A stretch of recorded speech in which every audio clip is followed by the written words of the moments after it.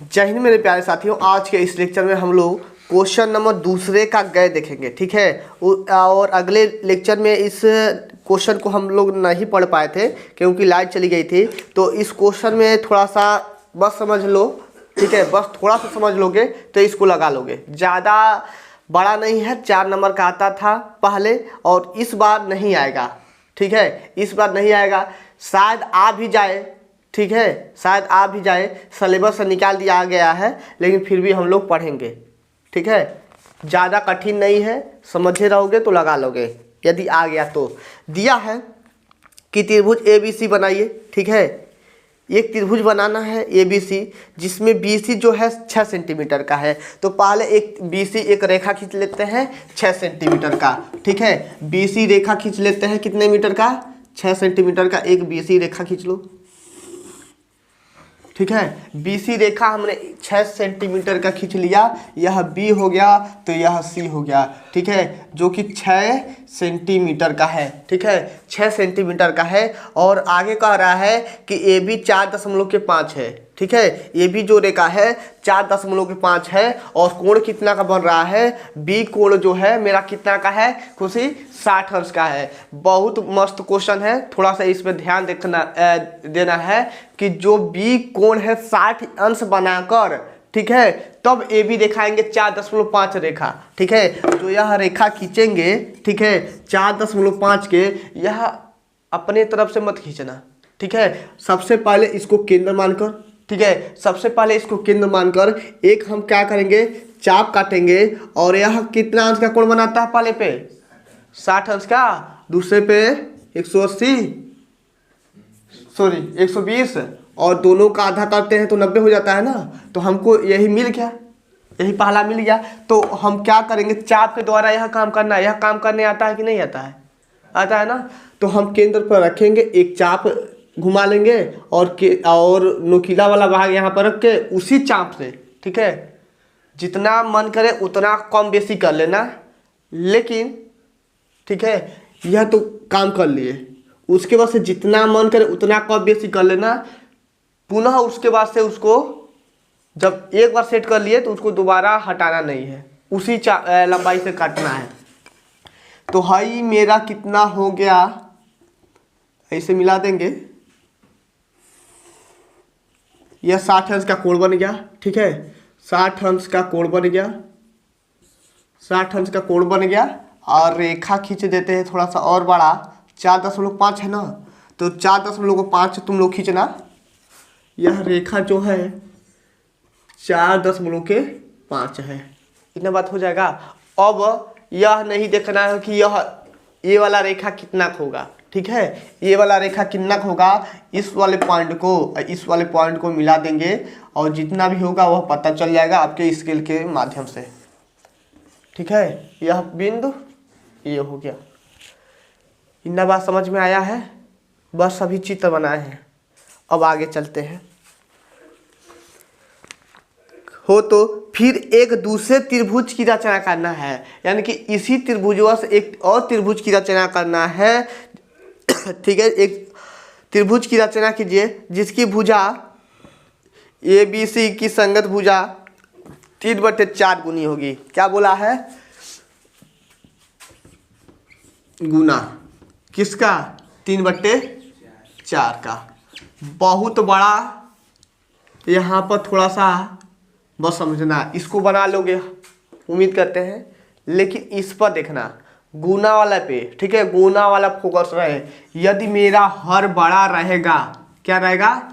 बड़ा है। यदि मेरा हर बड़ा है तो त्रिभुज के अंदर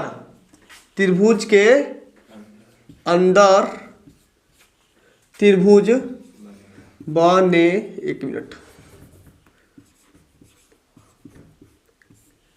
ठीक है। यदि हर बड़ा है, ठीक है, हर बड़ा है तो त्रिभुज के अंदर त्रिभुज बनेगा, ठीक है। यहाँ पर हर लिख लेना। यदि, चलो यहाँ लिख देते हैं, यदि हर, ठीक है। इन बात समझ में आया कि नहीं आया? इन बात समझ में आया है? यदि यही छोटा होता तो हम लिखते हैं छोटा है क्या, मान लेते हैं यही मेरा 4/3 होता, तो यह जब हर छोटा है, हर छोटा है, तो त्रिभुज के बाहर त्रिभुज यानी कि समरूप त्रिभुज कह सकते हो, समरूप त्रिभुज या त्रिभुज बनेगा। ठीक है, त्रिभुज। चलो देख लेते हैं। तो हम क्या करेंगे, बी को केंद्र मानकर एक न्यून कोण की रचना करेंगे। ठीक है, जो आपका 3 संबंधी 4 था, इस टाइप का क्वेश्चन तो जोड़ लेते थे, उसके बाद से यहाँ से एक न्यून कोण की रचना कर रहे थे। सेम कंडीशन यहाँ पर भी हम बी को केंद्र मानकर एक न्यून कोण की रचना करेंगे। न्यून कोण की रचना हो गया। 1 मिनट, बहुत धीमा चला है। देखो ऐसे रख के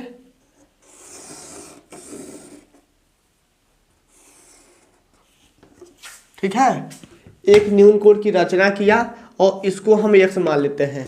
ठीक है, जो सबसे बड़ा है 3/4 में कि कौन सा बड़ा है, कौन अंक बड़ा है, 4 ना। सबसे बड़ा कौन सा है, 4 है, तो 4 बराबर भागों में बांट लेना। जब हमारा 3 संबंधी 4 था तो हम क्या कर रहे थे, जोड़ दे रहे थे, 3 और 4 7। ठीक है, और जो सबसे बड़ा रहेगा जब गुना का बात करते 3/4 है। ठीक है, जब गुना का बात करते तो देखेंगे सबसे बड़ा अंक कौन सा है, तो 4 है, तो 4 बराबर भागों में काटना। ठीक है, 4 बराबर भागों में हमने काट लिया। B1 B2 B3 B4 इतना काम कर सकते हो, ना। सेम कंडीशन वही, B4 को C से मिलाया। ठीक है, B4 को C से मिलाया,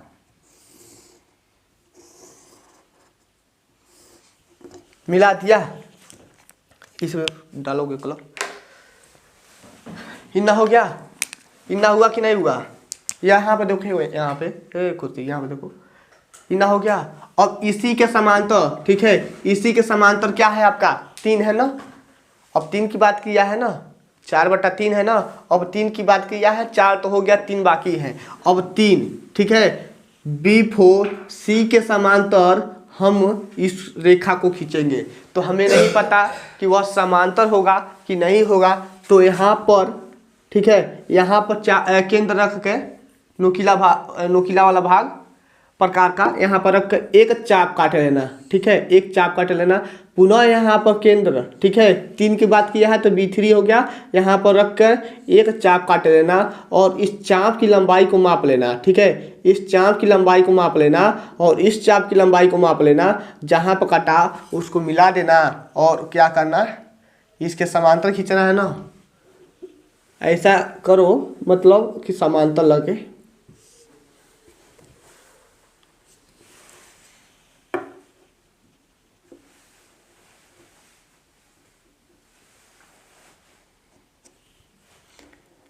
नहीं लगेगा। चाप अच्छे से काटना ताकि समांतर लगे। यहाँ पर प्रकार तो लिए नहीं है, फिलहाल बता दे रहे हैं। ठीक है विपिन, इधर भी देखते रहो। ठीक है, ऐसे काटोगे तो यहाँ कटेगा। इस चाप की लंबाई को माप कर यहाँ पर हमने काट दिया है। इसके समांतर है कि नहीं है, तो यह मेरा C' हो जाएगा। क्या हो जाएगा, C' हो जाएगा। अब AC के समांतर हम एक और रेखा इस त्रिभुज में खींचेंगे। ठीक है, तभी तो समरूप त्रिभुज के अंदर समरूप त्रिभुज बनेगा। तो हम क्या कर रहे हैं, यहाँ पर रख कर केंद्र हम एक छोटा सा चाप काट लेंगे। यहाँ पर केंद्र रख कर एक छोटा सा चाप काट लेंगे।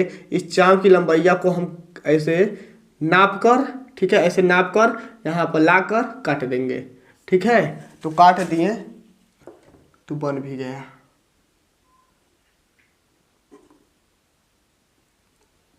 चलो इससे हम क्या करेंगे, इसको मिला देंगे। 1 मिनट, यह गलत हो गया है कटिंग।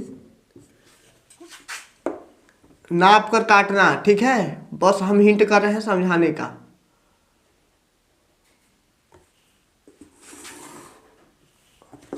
चलो ऐसे मिला दिया हमने। इनवा समझ में आया है? विपिन समझ में आया है? बस कुछ करना नहीं है। जो यह नापे हैं, यह हाथ से नाप रहे हैं तो थोड़ा बहुत गलती हो जाएगा। तुम लोग अच्छे से प्रकार की सहायता से बनाना, ठीक है? प्रकार की सहायता से अच्छे से बनाना। यह आपका चित्र बन चुका है, ठीक है? यहाँ पर ए डैश लिख देना। तो लिखेंगे त्रिभुज ए बी सी समरूप है। त्रिभुज ए बी सी समरूप है क्या? ए डैश बी सी डैश, ठीक है? ए dash B C dash.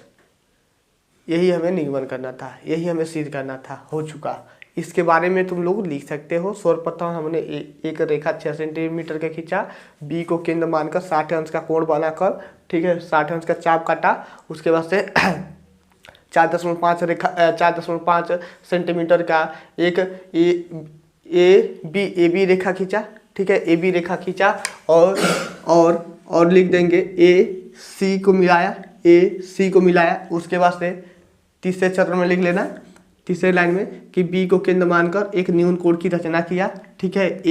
B यक्ष, ठीक है? बी यक्ष रेखा को B1 B2 B3 B4 समान चाप की लंबाई से काटा, ठीक है? चौथा चरण में B4 C को मिलाया, ठीक है? B4 C को मिलाया और B4 C रेखा के समांतर B3 C डैश रेखा खींचा। उसके बाद से पांचवें चरण में लिख लेना ए सी के समांतर ए डैश सी डैश रेखा खींचा।